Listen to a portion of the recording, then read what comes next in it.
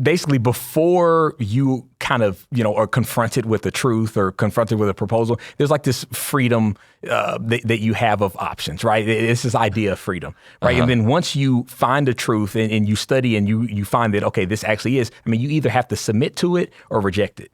And so like, it was, like I said, it was panging my conscience that I can't find the rebuttals I need. So did you talk to anybody about it?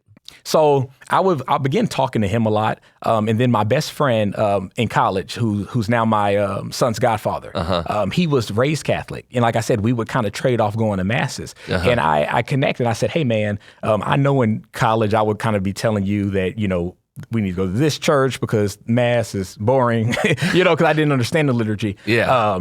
And I said, "Hey, man, I think your grandparents were right." I truly do believe that the Catholic faith is the faith that Christ left us, and he wants us to be a part of it. And at that point, he wasn't really practicing.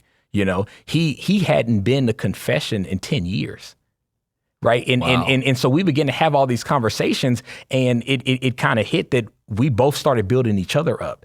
Because even when I had some of the other Catholics in my life that I knew that I had befriended in my adult life, I was getting excited because you just want to share everything when you convert, right? Like you're like on a rampage. You're on fire. Yeah, you're on fire. And so hey y'all, I was reading St. Ignatius of Antioch. Like if you see what St. Justin the Martyr said, like if you look at the Didache, and they were like, "What are you talking about?" And then it hit me. It was like, wait, what do you mean? Like you never read the church fathers? Like this is what the church teaches. Like this is what it's held. Like what do you mean you don't know what they're talking about? Like what do you mean you can skip mass? Like I'm reading right here, and it says like you have to go to mass. And so I think that was a shock. That was a shock of you're finding all these truths, but then you're realizing that the actual catechesis level across the board is people don't really understand that. Mm-hmm. And that's why people fall away from. And that's why people fall away from the church. Now, well, you said you came to this realization. Was there a part of you that still tried to fight it? That said, no. I still got to prove this wrong.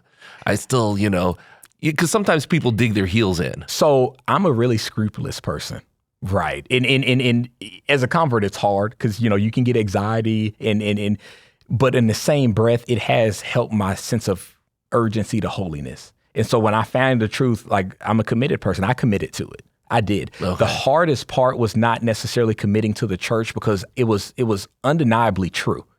The hardest part was my social life. Why is that? Because you fixated and oriented, everything in your social life and what you consume and what media and entertainment you enjoy to what is pleasurable, what is fun, what is entertaining, and how it reconciles to Christ is kind of a secondary option. And so the deeper you get into Catholicism, you begin to realize that, all of these things that we consume have spiritual implications, and it's hard to detach. It's hard. You built relationships with a lot of people over decades at that point.